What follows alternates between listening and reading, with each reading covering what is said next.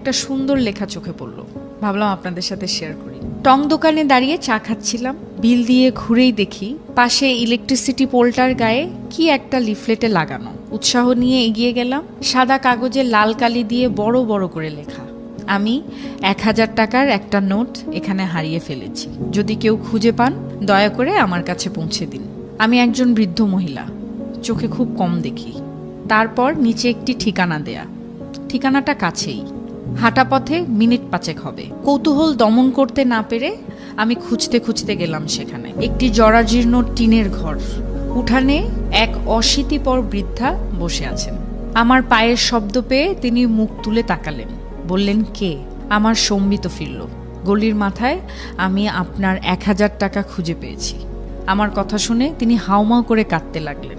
একটু পর কিছুটা ধাতস্থ হয়ে বললেন, বাবা, এ পর্যন্ত অন্তত 10 থেকে 12 জন আমার কাছে এসেছে আর 1000 টাকা করে দিয়ে বলেছে তারা নাকি রাস্তায় আমার টাকা খুঁজে পেয়েছে। আমার কোনো টাকা হারায়নি, ওই লেখাগুলো আমার না। আমি খুব একটা পড়ালেখাও জানি না। আমি নিচু হয়ে ওনার হাত ধরে বললাম, যাই হোক, সন্তান মনে করে আপনি টাকাটা রেখে দিন। এই কথা শোনার পর তিনি টাকাটা নিয়ে বললেন, বাবা, আমি খুব অসুস্থ, ভালো করে হাঁটতে চলতে পারি না, কি যে তোমায় খেতে দেই। এই বলে তিনি অনেক কষ্টে লাঠি ভর দিয়ে বারান্দায় উঠলেন। আমার মনে হলো তিনি এক্ষুনি পড়ে যাবেন। আমি তাকে সাহায্য করার জন্য এগিয়ে গেলাম। তিনি কাঁপা কাঁপা হাতে বাটিতে গুড়মুড়ি ঢালতে ঢালতে বললেন, তুমি আমার অতিথি, তুমি বসো।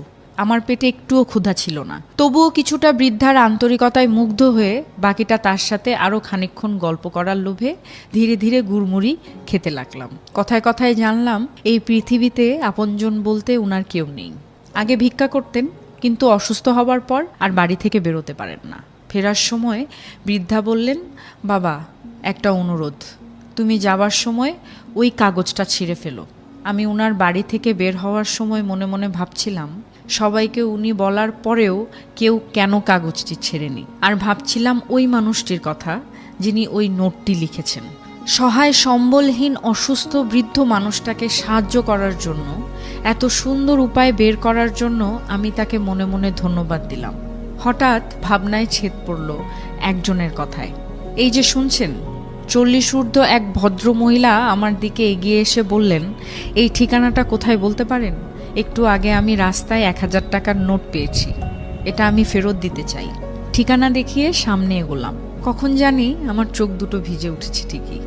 আকাশের দিকে তাকিয়ে আমি বিড়বিড় করে বললাম, এভাবেই বেঁচে থাকুক আমাদের মানবতা।